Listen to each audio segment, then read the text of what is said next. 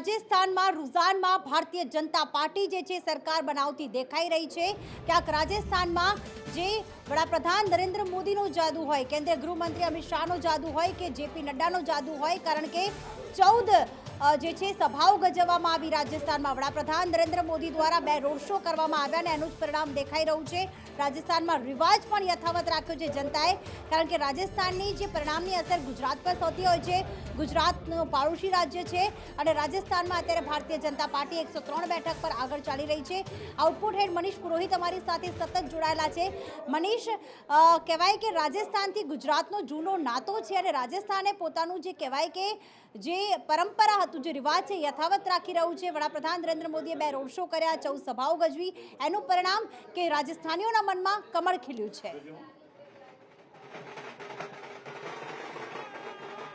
જી પ્રીતિ, અત્યારે ભારતીય જનતા પાર્ટીના કાર્યકર્તાઓ ઝૂમી રહ્યા છે, નાચી રહ્યા છે, ગાઈ રહ્યા છે અને જીતનો આશાવાદ છે। તમે જુઓ કે ભાજપ કાર્યાલય પર કેવા પ્રકારનો જશ્નનો માહોલ છે। ભાજપના તમામ મોટા નેતાઓ અહીંયા પ્રદેશ કાર્યાલય પર પહોંચ્યા છે। થોડી જ ક્ષણોની અંદર ભારતીય જનતા પાર્ટી જે રીતે અત્યારે લીડ કરી રહી છે, આગળ વધી રહી છે, એમની સાથે વાતચીત કરીશું। નાચી રહ્યા છે, ગાઈ રહ્યા છે, क्या लग रहा है? भारतीय जनता पार्टी आगे चल रही है, कितना मोदी, घर घर मोदी, घर घर मोदी, हर हर मोदी, घर घर मोदी, भारत माता की जय। क्या लग रहा है बीजेपी जीतने वाली है? कितनी सीटों से जीतेगी? 125 सीट बिल्कुल पक्का हमारी आएगी। कीचड़ हट के रहेगा, कमल खिल के रहेगा। हमारी महिलाओं की यही होता है कि हम कांग्रेस को जड़ से भगा के फेंकेंगे, राजस्थान में कमल खिला के रहेगा। राजस्थान में बीजेपी का परचम लहराएगा। आउज केवनो छे, क्या लग रहा है आपको, क्या होगा इस बार? बहुत अच्छे से आ रही, बहुत अच्छी सीटों से आ रही।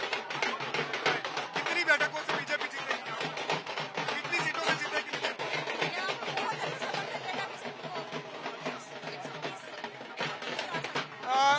આ માહોલ છે રાજસ્થાનની રાજનીતિનો। અહીંયા ઢોલ નગારા વાજી રહ્યા છે, લોકો નાચી રહ્યા છે, ગાઈ રહ્યા છે। પ્રદેશના તમામ મોટા નેતાઓ અહીંયા મોજૂદ છે। આ રાજસ્થાનની રાજનીતિનો રંગ છે। ચારે બાજુ ભાજપના કાર્યાલય પર અહીંયા જશ્નનો માહોલ છે, મંડપ સજી ગયો છે। થોડી ક્ષણોની અંદર ભાજપના મોટા નેતાઓ અહીંયા પહોંચશે તેવા પણ સમાચાર મળી રહ્યા છે। પરંતુ આ ઢોલ નગારાનો નાદ સાથે રાજસ્થાનમાં ભારતીય જનતા પાર્ટી જીતની નજીક હોવાના દાવાઓ થઈ રહ્યા છે। 106 થી 7 બેઠકો પર ભાજપ। जब वो 2 और 3 दिसंबर की दरमियानी रात याद आती है तो हम कांप उठते हैं। MIC गैस के कारण, गैस के रिसाव के कारण हजारों भाई बहन, जिनमें हमारे छोटे छोटे बच्चे शामिल थे,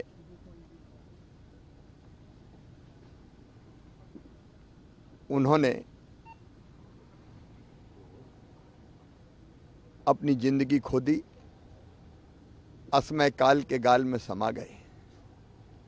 भोपाल का वो दृश्य भूलता नहीं है जब सड़कों पर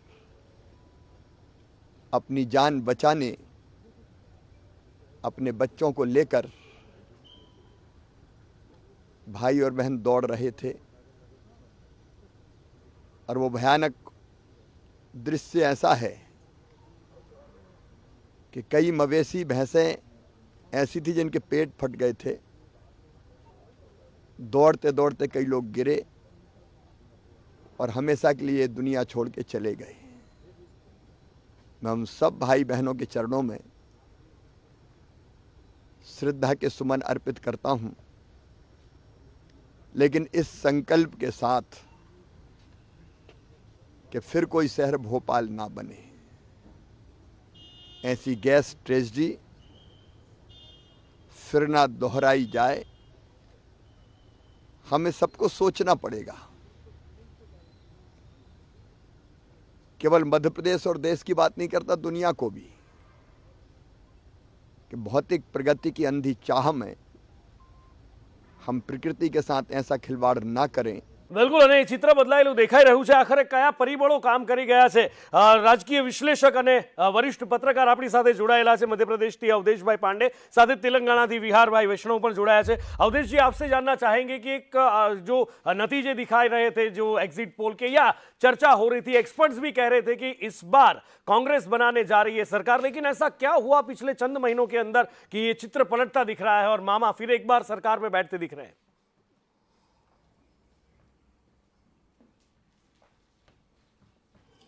देखिए कृष्णा, शिवराज सिंह चौहान जी ने पिछले 4 महीने पहले या 5 महीने पहले जो लाडली लक्ष्मी योजना चालू की, लाडली बहना योजना, उसका काफी इम्पैक्ट पड़ा. महिलाओं ने बढ़ चढ़ के वोट दिया है बीजेपी को. जो 4 महीने पहले लग रहा था कांग्रेस एक तरफा जीत करेगी, लेकिन ऐसा नहीं है. बिल्कुल कांटे की टक्कर है. अभी शुरुआती रुझान है, बीजेपी बढ़त में है, लेकिन जब 3 बजे या 4 बजे हम जब देखेंगे तो बिल्कुल फाइट नेक टू नेक होगी. मतलब 110, 115, 120, 125, मतलब 10-20 सीटों के उसमें खेल होगा. एग्जिट पोलों ने जरूर दिखाया है कि 150 भी जा सकती है, और दूसरे किसी ने दिखाया 130 पे कांग्रेस आ सकती है. बट बीजेपी ने लास्ट में बहुत मैनेज किया. लाडली बहना योजना हो, चाहे सीखो कमाओ योजना हो, जो भी योजनाएं लेके आए हैं, क्योंकि कांग्रेस ने सिर्फ कहा है और बीजेपी करके दिखा दी, उसका एक इम्पैक्ट तो है अभी, जो मतलब मैंने फील्ड में भी देखा. और यही रुझान जो भी दिख रहे हैं उसमें भी यही लग रहा है, बिल्कुल कांटे की टक्कर. कभी 2 सीट आगे 2 सीट पीछे चल रहा है. ठीक है, मतलब ऐसा नहीं है कि एकदम एक तरफा किसी की भी विक्ट्री नहीं होगी, ये ना कांग्रेस ना बीजेपी की. अवधेश जी, अगर एक तरफा विक्ट्री नहीं होगी तो हॉर्स ट्रेडिंग होगा, और उसके लिए क्या तैयारियां की गई है?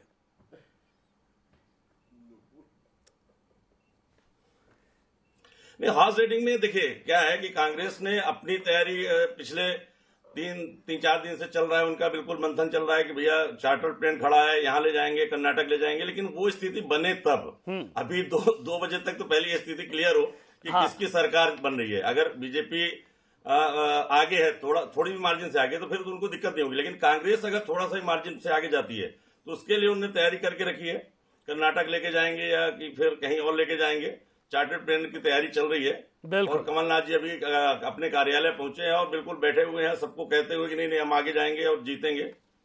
देखिए आगे चल के, अभी तो शुरुआती रुझान है. 110, 108, 100 किसी मतलब कहीं आगे कहीं पीछे चल रही है. ग्वालियर रीजन और बिंद, ये 2 मेन फैक्टर. अगर ये दोनों ने कांग्रेस को साथ दिया, जिस तरह से मुझे लग रहा है कि देंगे, उसमें कांग्रेस बढ़त में आ सकती है. એટલે એ જ્યારે ડબ્બા ખુલશે ત્યારે ખબર પડશે કે કોંગ્રેસનો ઘોડો આગળ વધે છે કે કેમ. પણ ત્યાં સુધી તેલંગાણાની પણ વાત કરીએ. વિહારભાઈ વૈષ્ણવ આપણી સાથે જોડાયેલા છે. વિહારભાઈ, તેલંગાણાની અંદર એવું તો શું ચિત્ર બદલાયું કે 9 વર્ષના કેસીઆરના રાજનો અંત આવતો દેખાઈ રહ્યો છે? કારણ કે 19 પર 2018ની અંદર જે સમેટાઈ ગઈ હતી કોંગ્રેસ, અત્યારે બહુમતીના આંક સુધી શરૂઆતી રૂઝાનની અંદર જ પહોંચી ગઈ છે.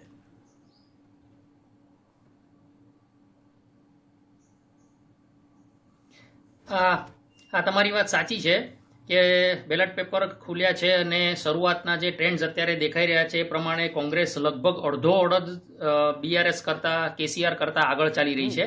આનું એક કારણ એ છે કે એ લોકોનો જે કેમ્પેઇન છે, અહીંયા તેલુગુ ભાષામાં એ લોકોનો જે કેમ્પેઇન એ લોકોએ જે ચલાવ્યો છે કે રાપુ કાવાલી કોંગ્રેસ રાવાલી. રાપુ એટલે ચેન્જ, તેલુગુ ભાષામાં એને ચેન્જ કહેવાય. ચેન્જ જોઈએ છે તો કોંગ્રેસને લઈ આવો. એટલે આ જે વ્યૂહાત્મક રીતે એક યુનિટ તરીકે એક્ઝિટ પોલના દિવસે આપણે જ્યારે ચર્ચા કરતા હતા ત્યારે જ મેં કહ્યું હતું કે જો કોંગ્રેસ આગળ આવી રહી છે અને જો કોંગ્રેસ જીતી રહી છે તો એ એક પાર્ટી, એક યુનિટ તરીકે લડ્યું છે કેસીઆરની નીતિઓની સામે. એટલે જે કેસીઆરે જે કંઈ પણ આ પાછલા 8.5 વર્ષનું આપણે જે શાસન કહી શકીએ, એક વસ્તુ આપણે ભૂલવી ન જોઈએ કે કેસીઆરને પહેલેથી ખબર હતી, હું શરૂઆતથી કહેતો આવ્યો છું કે એમને રાષ્ટ્રીય ફલક પર જવું છે. એમણે બહુ ક્લિયર કટ કહી દીધું છે અને એના માટે જ એમણે એમની પાર્ટીનું નામ ચેન્જ કર્યું છે. એટલે ક્યાંક ને ક્યાંક એ વસ્તુ જે એમનું રાષ્ટ્રીય ફલક ઉપર એક રાષ્ટ્રીય નેતા તરીકે એમને મોદીની સામે આવવું છે, એ કદાચ અહીંયાના લોકોને પસંદ નથી પડી રહ્યું કે ભાઈ તમે પહેલા અમારું વિચાર કરો, આ રાજ્ય આપણા માટે આપણે લીધું છે, તમે લડત લઈને લીધું છે, તમે મરણ પથારીએ પડ્યા હતા. જે તે વખતે હું આપને યાદ અપાવવા માંગીશ કે જ્યારે તેલંગાણાની ચળવળ ચાલી રહી હતી ત્યારે કેસીઆર આ મરણ ઉપવાસ ઉપર ઉતર્યા હતા અને આ કોંગ્રેસ પાસેથી જ એમણે આ રાજ્ય મેળવ્યું છે. એટલે આ બધા પરિબળો છે એ હવે અત્યારે લોકોને ખ્યાલ આવી રહ્યો છે કે ભાઈ જેના માટે લીધું છે એને તમે ધ્યાન નથી આપતા ને તમારે રાષ્ટ્રીય ફલક પર જવું છે. એટલે આ જ વસ્તુ કોંગ્રેસે પણ મારી પાસેથી રાજ્ય લીધું છે અને તેલંગાણાની જે મૂળ વિકાસ બિલકુલ બિલકુલ બિલકુલ ત્યાંના લોકો સમજે છે. બિલકુલ બિલકુલ બિલકુલ બિલકુલ આ જી વસ્તુ દેખાઈ રહી છે અત્યારે. બિલકુલ. એટલે જોવાનું એ છે કે હવે આગળ કઈ બાજુ આ જાય છે. અને આ બાજુ રાજસ્થાનમાં વસુંધરા રાજે મોટી લીડથી આગળ ચાલી રહ્યા છે. 5000 મતોથી ઝાલર પાટણ બેઠક પરથી વસુંધરા રાજે અત્યારે આગળ ચાલી રહ્યા છે. રાણી વિન તરફ આગળ વધી રહ્યા છે. રાજસ્થાનમાં મોટી લીડ અત્યારે વસુંધરા રાજે મેળવી લીધી છે. અને ભારતીય જનતા પાર્ટીએ પણ 103 બેઠક એટલે કે જે જાદુઈ આંકડો છે સરકાર બનાવવાનો બહુમતનો એ પણ પાર કરી લીધો છે. આ શરૂઆતી રૂઝાનની અંદર જ અત્યારે 9 વાગ્યા છે, એટલે 9 ને 9:15 વાગ્યા છે એમ કહો, પણ એ 1 કલાક સવા કલાકની અંદર શરૂઆતી રૂઝાનની અંદર જ રાજસ્થાનમાં ભારતીય જનતા પાર્ટી હરખાય એવા સમાચાર મળી રહ્યા છે. અને એમાં પણ જ્યારે રાણી આગળ ચાલી રહ્યા છે, જેમણે ડેમેજ કંટ્રોલમાં મોટી ભૂમિકા નિભાવી છે.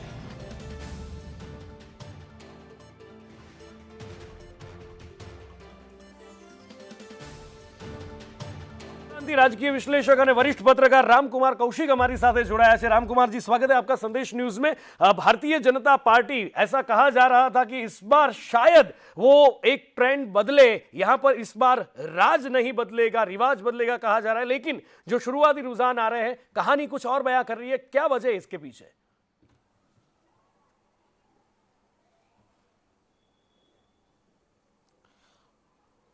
देखिए नुपुर, राजस्थान की जो स्थिति है, राजस्थान में रिवाज बदलने की कोई गुंजाइश थी नहीं राजस्थान में, क्योंकि राजस्थान के जो लोग हैं उनमें ये एक्चुअली ये हमेशा से ये रहता है राजस्थान में कि वो कोई बदलना चाहते हैं. जैसे एक मारवाड़ी कहावत भी है कि मारवाड़ के जो व्यापारी होते थे 2 अकाउंट रखते थे. एक अकाउंट में जरा सा भी अगर पैसा कम होता तो अपना दूसरा अकाउंट यूज इस्तेमाल करना शुरू कर देते थे. तो हमेशा जो राजस्थान की मानसिकता है वो 2 अकाउंट वाली है. तो शायद उसी का एक नतीजा है कि राजस्थान में रिवाज बदलने की गुंजाइश लग नहीं रही है, लग भी नहीं रही थी, और अब जिस तरह के रुझान आ रहे हैं लग भी नहीं रही है. बिल्कुल बिल्कुल सर, आगे भी आपसे अपडेट करते रहेंगे, अपडेट्स लेते रहेंगे, चर्चा बातचीत करते रहेंगे. मोटा समाचार के कोण આગળ ચાલી રહ્યું છે, કોણ પાછળ ચાલી રહ્યું છે, ને રુઝાન કઈ તરફનો ટ્રેન્ડ સેટ કરી રહ્યા છે, મારા સહયોગી કૃષ્ણ મારી સાથે જોડાયા છે. કૃષ્ણ પાસેથી જાણીએ. કૃષ્ણ. જી બિલકુલ નુપુર, અત્યારે છત્તીસગઢના જે રુઝાન સામે આવી રહ્યા છે, બંને વચ્ચે કાંટે કી ટક્કર જોવા મળી રહી છે. કારણ કે ભારતીય જનતા પાર્ટી 41 બેઠક પર આગળ ચાલી રહી છે, તો કોંગ્રેસ અત્યારે 44 બેઠક પર આગળ ચાલી રહી છે. પરંતુ આ બધા વચ્ચે સૌથી મોટા સમાચાર એ છે કે છત્તીસગઢના પૂર્વ મુખ્યમંત્રી રમણ સિંહ અત્યારે પાછળ ચાલી રહ્યા છે. રાજનાંદગાંવ બેઠક પરથી પૂર્વ સીએમ રમણ સિંહ અત્યારે પાછળ ચાલી રહ્યા છે. જે રીતે વાત કરવામાં આવતી હતી કે આ વખતની ચૂંટણી હતી, ભૂપેશ બઘેલે પોતાના ચહેરા પર લડવાની કોશિશ કરી હતી, પરંતુ ભારતીય જનતા પાર્ટીમાંથી કોણ ચહેરો છે એ છેલ્લી ઘડી સુધી સ્પષ્ટ નહોતું કરવામાં આવ્યું. અને પ્રધાનમંત્રી નરેન્દ્ર મોદીના ચહેરા પર છત્તીસગઢ હોય કે મધ્યપ્રદેશ હોય કે રાજસ્થાન હોય એની ચૂંટણી લડવામાં આવી હતી. અને છેલ્લા ઘણા સમયથી એવું કહેવાતું હતું કે છત્તીસગઢમાં જાણે કે ભારતીય જનતા પાર્ટી લડી નથી રહી, પરંતુ તેમ છતાં રૂઝાનમાં તો અત્યારે બંને વચ્ચે સારી એવી કાંટેકી ટક્કર જોવા મળી રહી છે. પરંતુ એક મોટો ચહેરો રમણ સિંહ, જેઓ મુખ્યમંત્રી રહી ચૂક્યા છે 5 વર્ષ માટે છત્તીસગઢમાં, આ મુખ્યમંત્રી, પૂર્વ મુખ્યમંત્રી રમણસિંહ અત્યારે પાછળ ચાલી રહ્યા છે. અને કોંગ્રેસ અત્યારે જે રીતે દેખાઈ રહ્યું છે છત્તીસગઢમાં રૂઝાનમાં કે આગળ ચાલી રહી છે.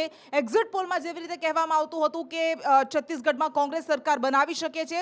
ભારતીય જનતા પાર્ટી 34 બેઠક પર, અત્યારે જે અપડેટ સામે આવી છે, ભારતીય જનતા પાર્ટી 34 બેઠક પર આગળ ચાલી રહી છે, જ્યારે કોંગ્રેસ છત્તીસગઢમાં 52 બેઠક પર આગળ ચાલી રહી છે. છત્તીસગઢ મધ્યપ્રદેશમાંથી જ્યારથી અલગ પડ્યું હતું ત્યારથી ભારતીય જનતા પાર્ટીનું શાસન રહ્યું હતું, પરંતુ 2018માં એ કોંગ્રેસે છીનવ્યું હતું. અને રાજસ્થાનની વાત કરીએ તો રાજસ્થાનમાં ભાજપ અને કોંગ્રેસ વચ્ચે ખરાખરીનો જંગ જોવા મળી રહ્યો છે. કારણ કે ટોંક બેઠક પરથી કોંગ્રેસના સચિન પાયલટ અત્યારે આગળ ચાલી રહ્યા છે. સરદારપુરા બેઠક પરથી મુખ્યમંત્રી અશોક ગેહલોત અત્યારે આગળ ચાલી રહ્યા છે. રાજસ્થાનમાં જે રીતે જોવા મળી રહ્યું છે 103 બેઠક પર અત્યારે ભારતીય જનતા પાર્ટી, કોંગ્રેસ 87 બેઠક પર આગળ ચાલી રહી છે. અને रामकुमार कौशिक अपने साथ राजस्थान से जोड़ाई गया है. रामकुमार जी, जिस तरह से अभी चित्र सामने आ रहा है, भारतीय जनता पार्टी 100 के पार पहुंच चुकी है, कांग्रेस अभी पीछे चल रही है, लेकिन जैसे बोला जा रहा था कि कांग्रेस में अशोक गहलोत की या तो हार है, अशोक गहलोत की या तो जीत है, यही परिणाम होगा. क्या लग रहा है आपको, क्या हो सकता है?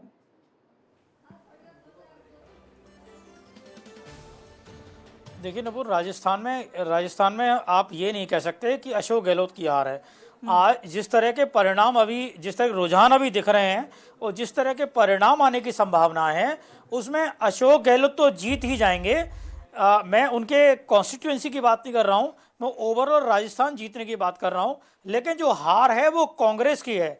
कांग्रेस का जो आलाकमान का जो अपना प्रबंधन था, कांग्रेस के आलाकमान की जो अपनी रणनीति थी, वो रणनीति अशोक गहलोत के अगर साथ होती तो परिणाम कुछ अलग हो सकते थे।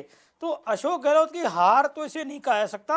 हाँ, मैं ये कह सकता हूं कि इस बार राजस्थान के चुनावों में चाहे कांग्रेस हो चाहे बीजेपी हो, दोनों ही पार्टियों ने बहुत ही खराब चुनाव लड़ा है। दोनों ही पार्टी का चुनाव का जो कैंपेन था, चुनाव की रणनीति थी, वो किसी भी तरीके से उसको स्तरीय नहीं कहा जा सकता। उसका स्तर बहुत कमजोर रहा है।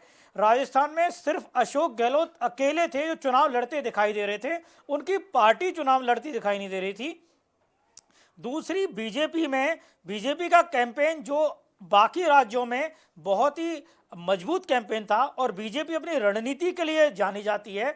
बीजेपी के रणनीतिकार अपना लोहा मनवा चुके हैं पूरे देश में। हर चुनाव में पंचायत से लेकर लोकसभा तक उनकी रणनीति की चर्चा होती है। और लेकिन राजस्थान के चुनाव में इस बार बीजेपी वो उस तरह की रणनीति अप्लाई करने से, उस तरह की रणनीति लाने में पता नहीं क्यों चूक गई। इसका जवाब तो बीजेपी के आलाकमान में जो दिल्ली में बैठे लोग हैं वही दे सकते हैं।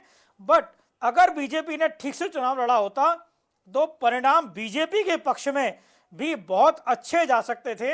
यानी कि बीजेपी को, कांग्रेस को आज की तारीख में अगर हम देखें तो गहलोत के कैंपेन के कारण, गहलोत की अपनी रणनीति के कारण उन्होंने कांग्रेस को प्लस में किया है। यानी कांग्रेस बहुत बुरी स्थिति में हो सकती थी, लेकिन उन्होंने बहुत अच्छी स्थिति में कांग्रेस को किया है। लेकिन वही अगर बीजेपी ने अच्छा चुनाव लड़ा होता तो बीजेपी की नंबर ऑफ सीट्स हैं, बीजेपी का वोट परसेंटेज है, वो कहीं और पहुंच चुका होता। जी बिल्कुल, आप जुड़े रहिएगा हमारे साथ। એટલે રાજસ્થાનમાં જેવી રીતે કહેવાઈ રહ્યું છે, હજુ બંને વચ્ચે ઘણી કાંટેકી ટક્કર જોવા મળી રહી છે, પરંતુ 100 બેઠકને પાર અત્યારે ભારતીય જનતા પાર્ટી પહોંચી ગઈ છે અને આ તમામ ચાર રાજ્યોના જે અત્યારે પરિણામ સામે આવી રહ્યા છે, જે રુઝાન સામે આવી રહ્યા છે, સતત આપને બતાવતા રહીશું।